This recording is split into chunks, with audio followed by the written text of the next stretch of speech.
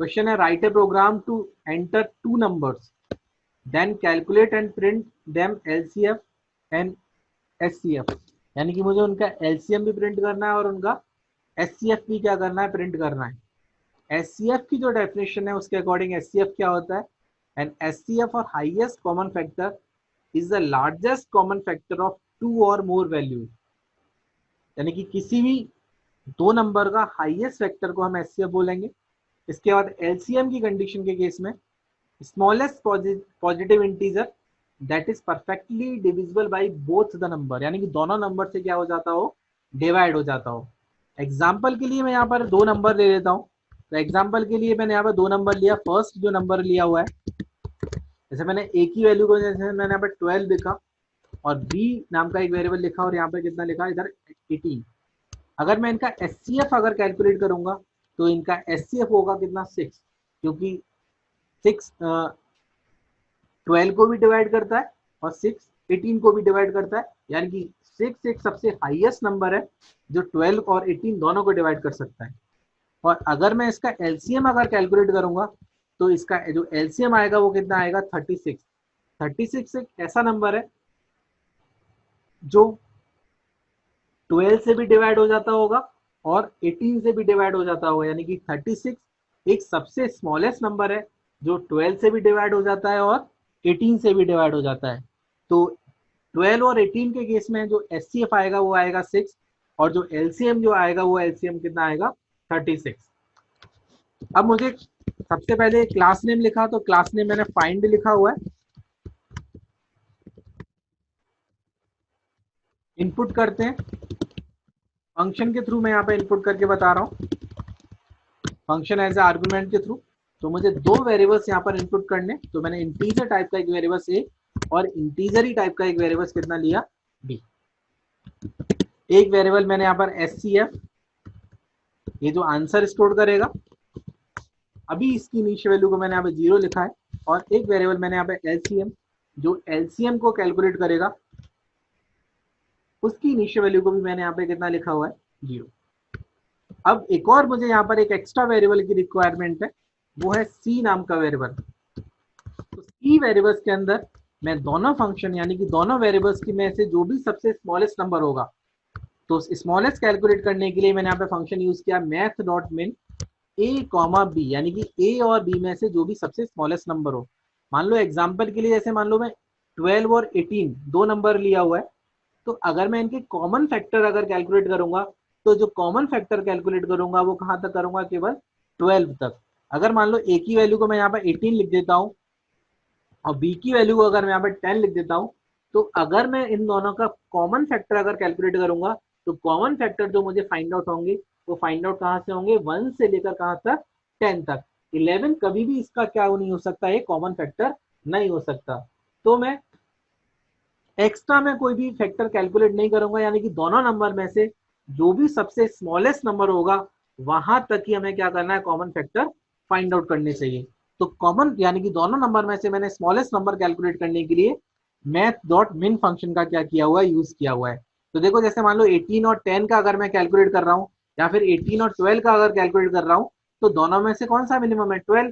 तो मैं मिनिमम जो फैक्टर कैलकुलेट करूंगा, जो मैं कैलकुलेट करने चाहिए वो कहाँ तक कैलकुलेट करने चाहिए, 12 तक। और मुझे फैक्टर्स भी यहाँ पर कैलकुलेट करना है, तो integer i equal to 1 position से लेकर कहाँ तक, सबसे स्मॉलेस्ट नंबर तक। तो मैंने यहाँ पर लिखा कहाँ तक, मुझे c तक कैलकुलेट करना है और 1 1 के इंक्रीमेंट में। कॉमन फैक्टर का मतलब हुआ कि वो दोनों को डिवाइड करना चाहिए। तो तीनों क्वेश्चन जो मैंने आज कराए हैं वो कॉमन, वो फैक्टर से रिलेटेड थे। तो मैंने यहाँ पे लिखा फर्स्ट नंबर डिवाइडेड बाय, यानी कि modulus by i equal to कितना, 0, यानी कि फर्स्ट नंबर अगर डिवाइड हो जाता है। And second condition b modulus by i equal to कितना, 0। और सेकंड नंबर भी अगर क्या हो जाता है, डिवाइड, दोनों नंबर डिवाइड हो जाए तभी तो कॉमन फैक्टर फाइंड आउट होगा। अगर मैं फर्स्ट नंबर को और सेकंड नंबर दोनों को डिवाइड कर देता हूँ, अगर कॉमन फैक्टर्स अगर होते हैं तो उसी टाइम जो भी i की वैल्यू है वो एचसीएफ में क्या हो जाएगा, स्टोर हो जाएगा। बस इतना ही मुझे करना था। एलसीएम कैलकुलेट करने के लिए एक डायरेक्ट मेथड होता है कि मैं दोनों नंबर का मल्टीप्लीकेशन करूं तो मैंने लिखा a multiplied by b divided by कितना, SCF। यानी कि हम SCF अगर हमें पता चल जाता है तो हम SCF के बेसिस पर हम LCM को क्या कर सकते हैं, कैलकुलेट कर सकते हैं यूजिंग द फॉर्मूला। तो ये फॉर्मूला यहाँ पर दिया हुआ है। अब मैं यहाँ पर प्रिंट कर देता हूँ SCF की वैल्यू और LCM की वैल्यू। तो मैसेज के साथ तुम्हें यहाँ पर प्रिंट करना चाहिए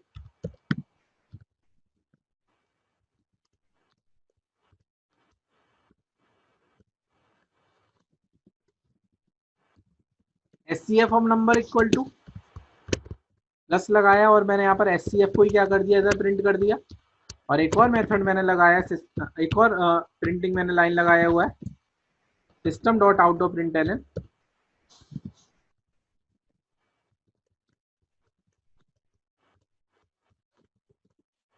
LCM ऑफ नंबर।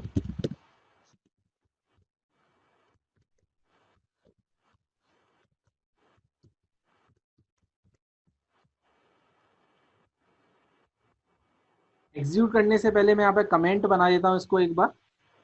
तो या तो सिंगल लाइन कमेंट भी बना सकते हैं या फिर डॉक्यूमेंट कमेंट भी हो सकता है। तो डॉक्यूमेंट कमेंट, ये सिंगल लाइन कमेंट है। इससे पहले मैं यूज कर रहा था वो डॉक्यूमेंट कमेंट थी।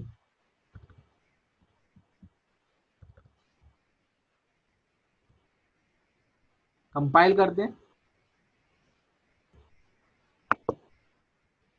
दो वैल्यू यहाँ पर मुझे यहाँ पर इनपुट करनी है जिनका मुझे एलसीएम और एचसीएफ कैलकुलेट करना चाहिए। तो फर्स्ट नंबर की वैल्यू को मैंने यहाँ पर 18 इनपुट किया है और सेकंड नंबर की वैल्यू को मैंने यहाँ पर 12 इनपुट किया है। तो मैंने यहाँ पर देखा एचसी ऑफ द नंबर कितना है 6 और एलसीएम ऑफ द नंबर कितना लिखा हुआ है 36। अब मैं इस क्वेश्चन को एक बार एग्जीक्यूट करके बता देता हूँ कि किस तरह से यहाँ पर तुम्हें ये क्वेश्चन को सॉल्व करना है। तो सबसे पहले तो मैंने यहाँ पे एक नंबर इनपुट किया, जैसे ए की वैल्यू को मैंने 18 इनपुट किया और उसी के साथ बी एक यानी सेकंड नंबर को मैंने कितना इनपुट किया, 12 इनपुट किया है। यहाँ पर एचसीएफ की अभी जो इनिशियल वैल्यू है वो 0 है और जो एलसीएम की जो इनिशियल वैल्यू है वो भी कितना लिखा हुआ है 0। तो मैंने सबसे स्मॉलेस्ट नंबर जब यहाँ से कैलकुलेट किया, यानी कि इस लाइन को जब एग्जीक्यूट करेंगे तो मैथ डॉट मिन ए कॉमा बी, यानी कि ए और बी में से सबसे स्मॉलेस्ट नंबर फाइंड आउट करेंगे।